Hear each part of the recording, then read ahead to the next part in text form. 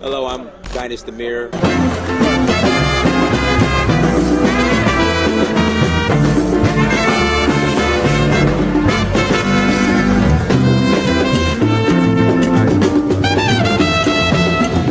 After 3 hours, Yeah, it can change again. Yeah, because I And know we see last the time we wind. came, the wind, but we were, I guess, Yeah, early. yeah, it's like Right, that. because when me and Like Remy that. came, we came earlier. Yeah, definitely. It depends on the season. And within the same day, it can change, it can take many forms. Many forms? Yeah. You can see the water come to the, to the borders. It Right. can even come here where the hut is over there. Really? Yeah, the water can come there. Oh, wow. Within the same day. Because I know sometimes when I'm over here, the water just looks too rough. The majority of the time, like that water just seems like it's not safe to step foot in. Like it's gonna sweep me away and take me back to America. It depends on the moment. It depends on the moment. Sometimes you can sleep there. People sleep on the riverside. I mean, on the banks of the sea. Till tomorrow, they will go back home. But sometimes you cannot because the water will come over the land and chase you. That's what happens. Okay. So let me ask you this, Richard. Yeah. Since we're at the point of no return, Yeah. the last, I'm not even going to say resting spot, but the last place that the slaves came to before they were shipped to the New World. Yeah. Do you think Africa has fully recovered from the slave trade? That is impossible. You know, lost time is lost. We can't do anything. The only thing we can do is to try to catch up, but we cannot totally catch up.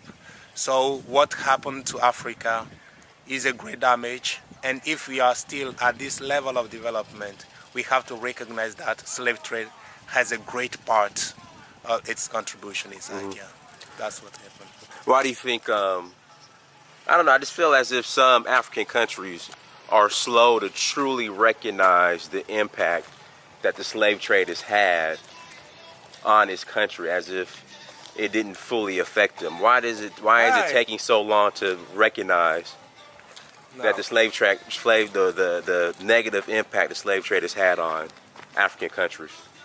Yeah, no, please take the question again, please. Okay. I feel as if African nations do not want to admit the negative impact the slave trade has had on their countries. Yeah. Do you feel that way? Do you? No, I don't think so. You know, nobody can. I mean, they'll speak on colonialism, Yeah. but they won't speak on slavery. Oh, yeah, I understand. But we talked about that. You know, the problem is that in our educational system, they do not focus on what touches Africa. Normally, at younger age, students should be taught about slave trade, colonialism, and everything. But even colonialism, they focus very less. It is because colonialism is still going on that people talk much about that. Otherwise, slave trade and all those things people talk about, but especially those who are fighting for our values, those who are Pan-Africanist. Right. That's the real problem. Because our mentality has been washed. I don't know how to say. With colonialism, they succeeded in changing our mind somehow. Right. And people think like Europeans. They think that Europeans, they have the best knowledge, they have the best culture. Everything is good when it is from Europe or from America. So otherwise, those who are working for Pan-Africanism, they always talk about slave trade. So it's just because people are not taught. Well, the government is real quiet on it, I believe. Yeah. I mean, what do you think? No, the problem is that governments, the leaders know well about the thing, and they know that no European countries are ready to help Africa move. We have to decide.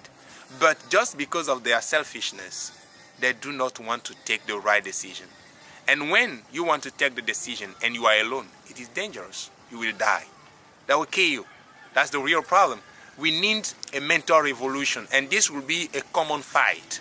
A single president cannot stand up and say that we're going to fight against this, we're going to change everything. No, they know that this thing has done bad things to us, has great impact on our development, but to change things, they are still touched.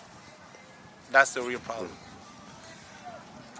Yeah, so we're at the point of no return in Ouidah, Benin. This is actually my third time coming here. This is where the Voodoo Festival will be held January 10th.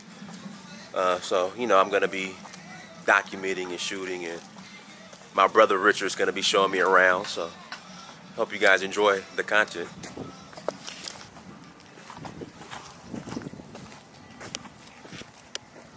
Wow. I can only imagine what our ancestors went through on that voyage to the New World.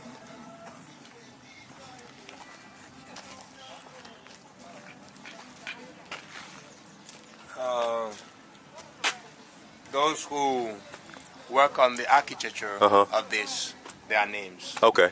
The participants, people who make the architecture.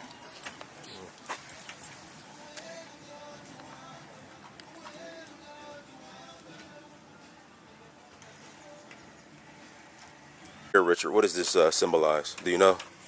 No. I can just say a king there. Okay, and I can see the white European ship. Right. And then I can see some slaves. Okay. So it may be what is being said here is that the king is selling some slaves to Europeans. Okay. Yeah, that's what we can see here. Do the kings, or like the descendants of the kings, ever express regret for the role they played in the slave trade? Yeah, you know that kingdom has never been the way it used to be before colonialism. Right. So even today, saying that we have kings, it is difficult. After the defeat against the French, you know, anyway, when we listen them speak, they regret. They regret it? They regret. And I would like you not to confuse something. Most people used to confuse Vodun chiefs or priests with kings. Correct. They're not. Yes. Nothing, correct. No comparison. They have nothing common as far as slave trade is concerned. They might have practiced voodoo, but they weren't voodoo chiefs. Yeah. Correct. That's the real problem. So the kings are there and control the whole city. So they are the one who decide. And even the slaves they sold, they are captives of tribal wars. So, then last question. Yeah. Why would they sell black slaves to people that didn't look like them? Why do you think in the king's mind it would be okay to sell African captives to white people? Like, what are your thoughts on that? What I was taught when I was at school, what I was taught is that when the white men came here first, it was an idea of bringing some Africans, because they came with some articles, mirrors, wrappers, pipes, things like that. And in the mind of the first king, it was like bringing some Africans to learn how to produce those things. That's what I was taught. Okay, so the kings thought they were going to Europe to learn how to learn it and then bring it back. Those things, yeah. But Africans were reluctant. They were reluctant to follow white people, to leave their family. So the king was obliged to force people. That's what the first. But with the time, people realized that, that was not the real issue.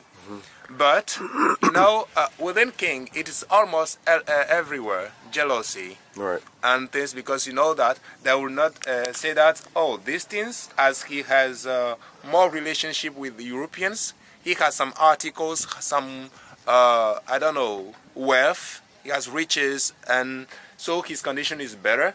Then what happens? Among themselves, there are some tribal wars. But the slaves were not treated the way they have been treated during slave trade. Because as slave, you can own land, you can own family. But the only problem is that your king has no longer power on you. You are under another king. Wow. You see? I understand. Clearly understand. So they didn't experience the conditions that we experienced on the plantation in America. No, that's not the fault. That's not what happened. So that's what I can tell you. Okay. Yeah.